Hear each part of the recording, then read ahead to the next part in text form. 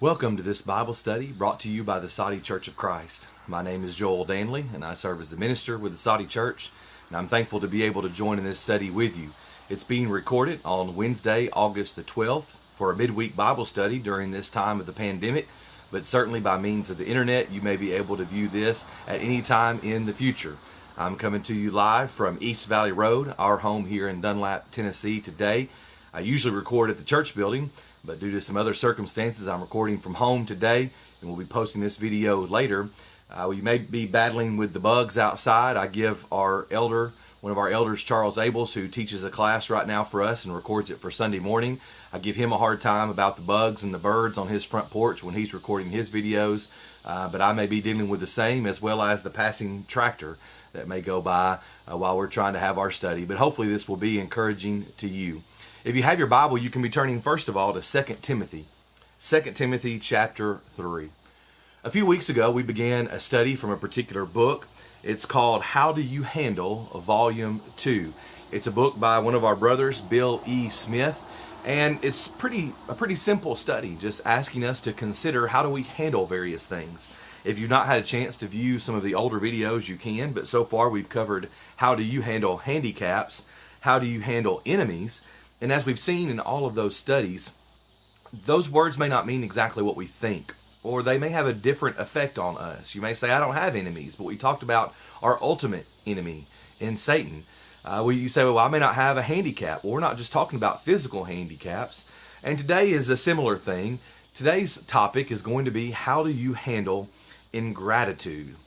How do you handle ingratitude? Well, most of us would be quick to say, I'm not like that.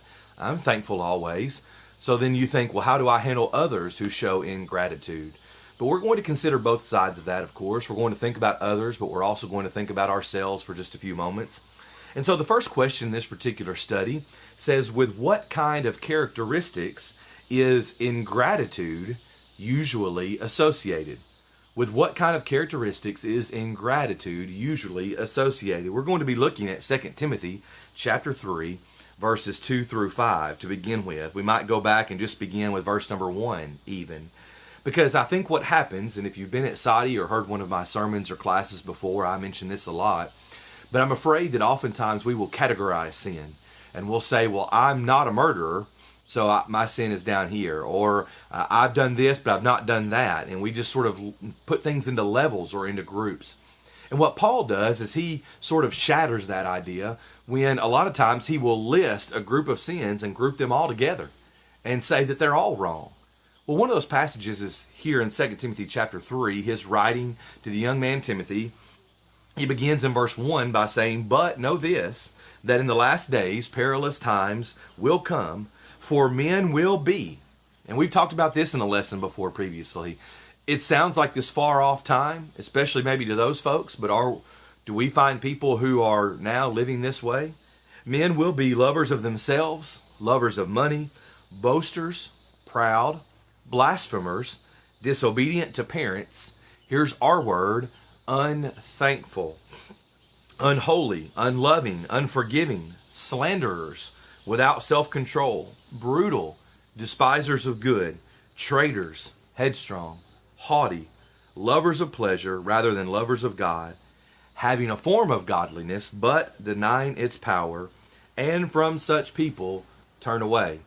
Now we know that we will look at some of these types of people, some of these characteristics, and say, no, that's not me, that's never me.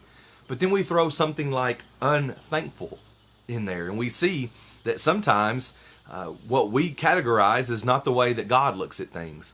And so the question was, when we look at our question, with what kind of characteristics is unthankful or ingratitude usually associated? Well, we see here blasphemers, traitors, unholy, disobedient. See, I love these lists from Paul because they sort of put us back into a right frame of mind when we recognize that that's not the way we should be about things. That's not the way we should handle things. So being unthankful or showing ingratitude is just as bad as some other things that we might mention, that we might put into a particular category. And I think that's helpful for us to consider. Now, let's go back to the Gospel according to Luke, Luke chapter 6. Luke chapter 6, verses 35 through 36. Our next question says, how should we treat those who are ungrateful or those who show this attitude? How should we treat those who are ungrateful, and why? Such an important question. We've been looking at that in some of our Sunday morning lessons here at the end of July and the 1st of August in 2020 at the Saudi Church, talking about apologetics. We know what we believe, but why? So Luke chapter 6, verses 35 and 36. This is Luke's recounting of what many would say is the Sermon on the Mount, or a lot of these same teachings that Jesus would give. And Jesus says, "But love your enemies," our topic from last week. "Do good and lend, hoping for nothing in return. And your reward will be great, and you will be sons of the Most High." Notice the end of verse 35. "For He," that's God, "is kind to the unthankful and evil.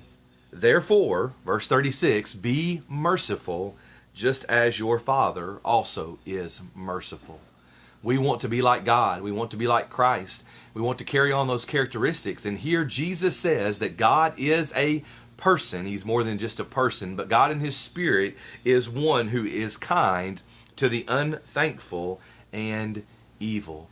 You know, being unthankful is something that we consider a very base thing that we should do.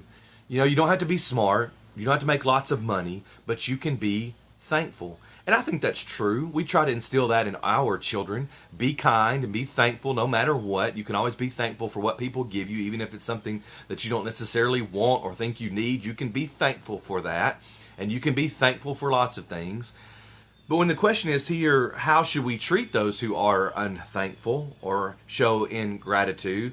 The question of why that we should love them is because God does. If we want to imitate God, and we certainly should, as our Father is merciful, we need to do the same thing. We should be kind to the unthankful and evil. And that's hard because we try to be thankful and we see others who aren't. And that's just something that's so easy that we want to sort of hold that over them and say, well, you know, that's an unthankful person. Well, maybe they were in the moment. Maybe that's not their lifestyle. Maybe that's not their main characteristic. And maybe we have an opportunity. But no matter what, Jesus says here, if we're trying to emulate God and emulate Christ, we need to be kind to the unthankful.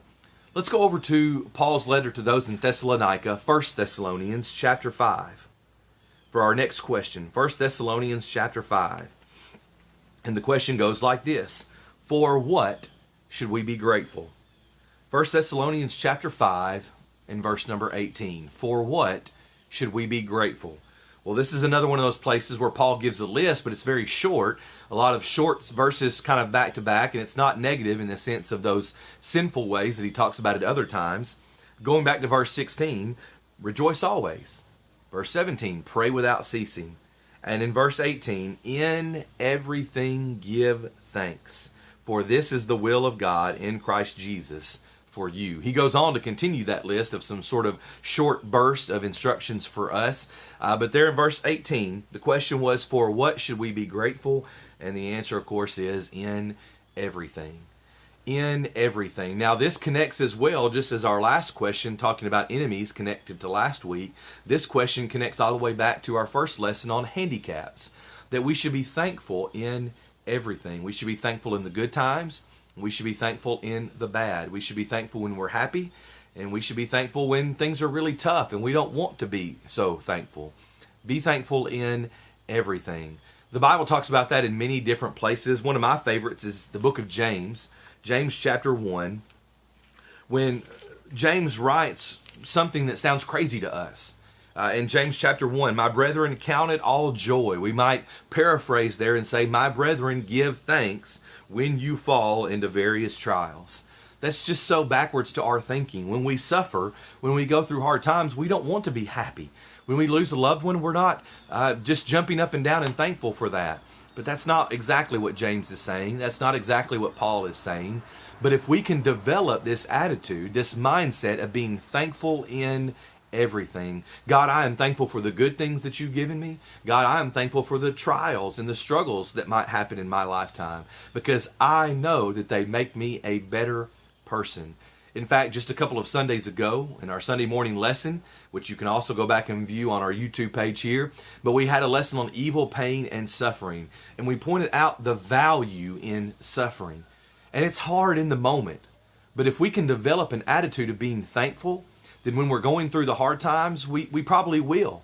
And even if we're not in the moment, maybe later, when we turn the corner or when we have a moment to catch our breath, we'll be thankful that we're going through something because it might make us a better person.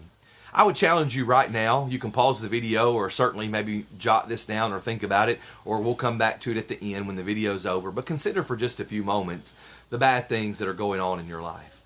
Maybe there's not much right now. Maybe you need to go backwards a couple of years and find a few things. But consider some bad things that you've gone through and think for just a moment, were you thankful? I mean, I'll admit that sometimes maybe I was and other times maybe I wasn't so good at it. But we have to strive our best to be thankful in all things. And if we can sometimes go back and assess our lives in certain situations, we might find that we're doing good or doing well, and other times we might find that it's something we need to work on. You see, when I say, how do you handle ingratitude or being unthankful, we're very quick sometimes to say, that's not me. But let's really assess ourselves and think if maybe this is something that we can work on. All right, moving on to our next question. Let's go to John chapter 11. John chapter 11. And as you're turning there, and I'm turning there, I'll give you the question in just a moment to try to let you consider that for a few moments before we answer it from the scripture. John chapter 11, verses 41 and 42. The question goes like this. Must we express our appreciation even if people know we are thankful?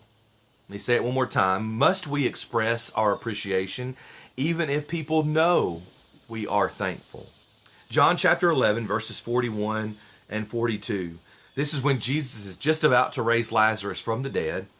In fact, we're all familiar with John 11, verse 35. Jesus wept, the shortest verse in the Bible.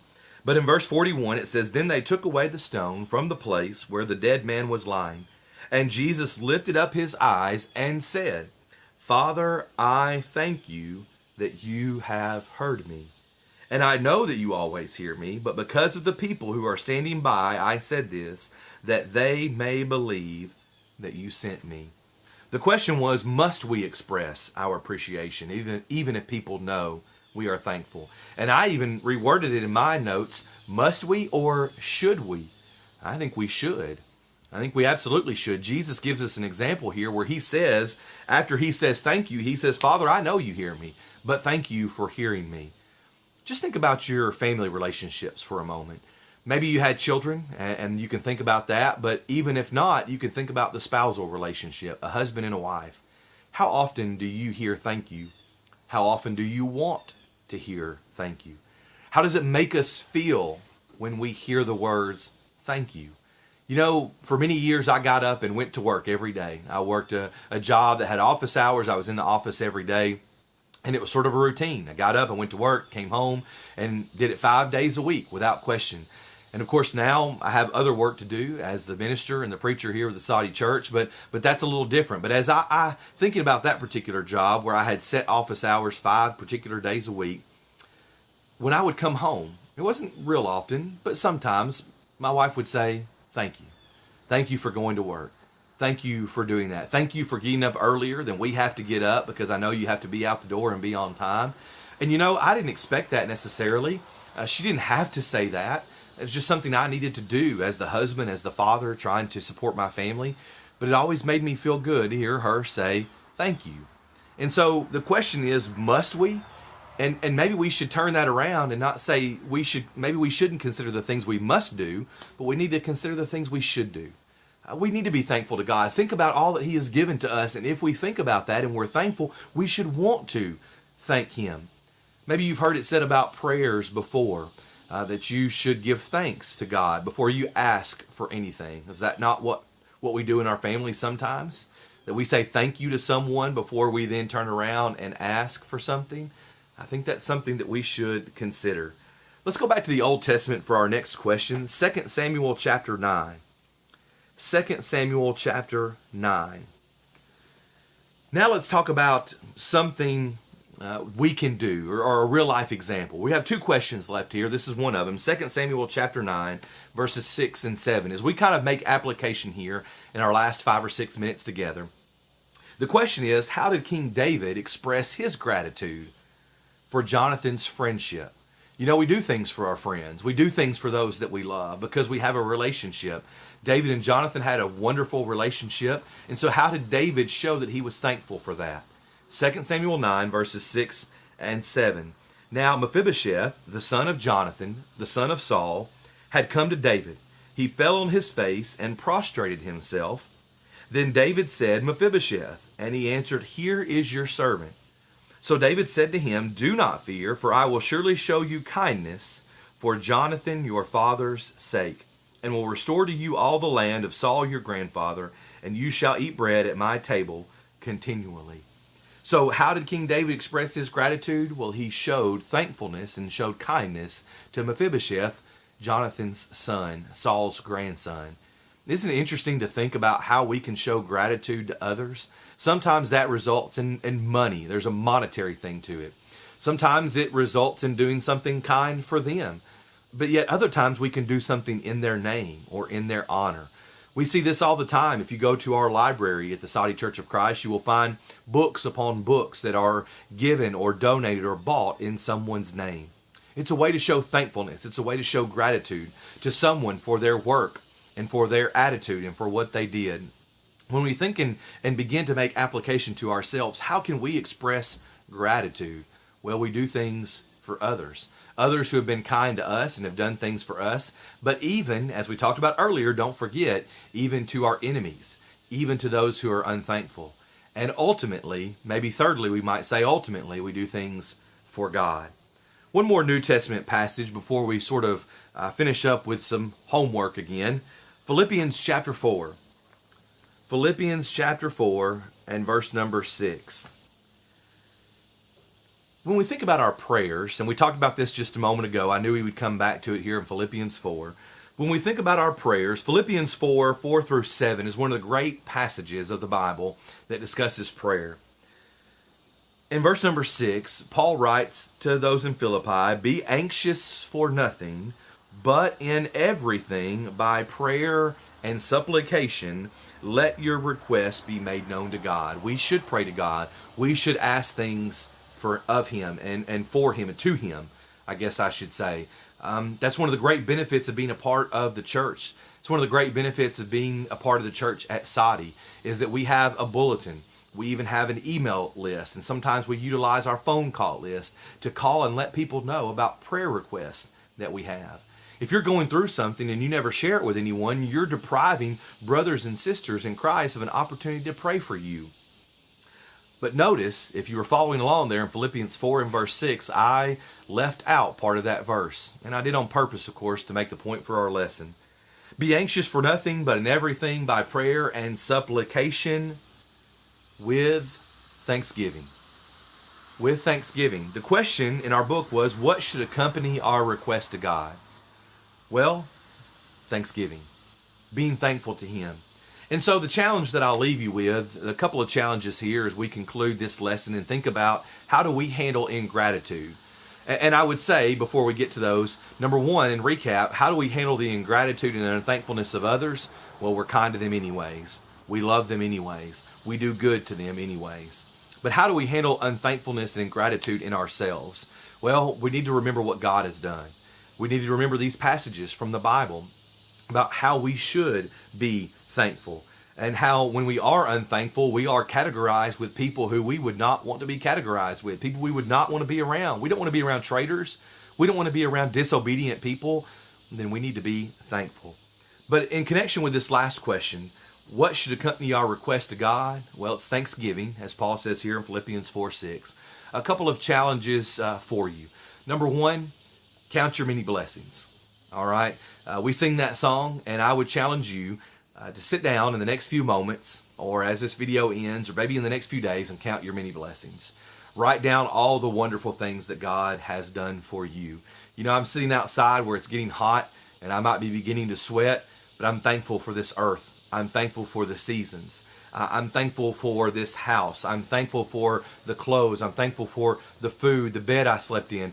Begin to count your many blessings, and you will be a thankful person. But I would challenge you, even in connection with that, as we said earlier in our lesson, not only count your blessings, but I would challenge you, number two, to count your trials.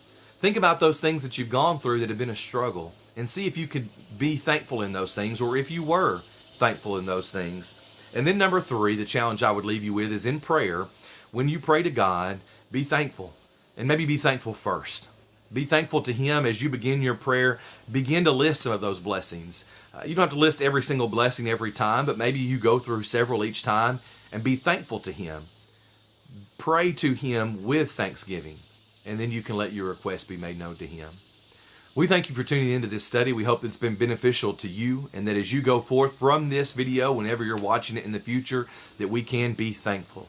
If you have any questions about anything you've heard, we'd love to have you visit us at the Saudi Church of Christ. You can find us on our Facebook page with our hours as things have continued to change during this time of the pandemic. May God continue to bless you and bless all of us as we strive to serve Him.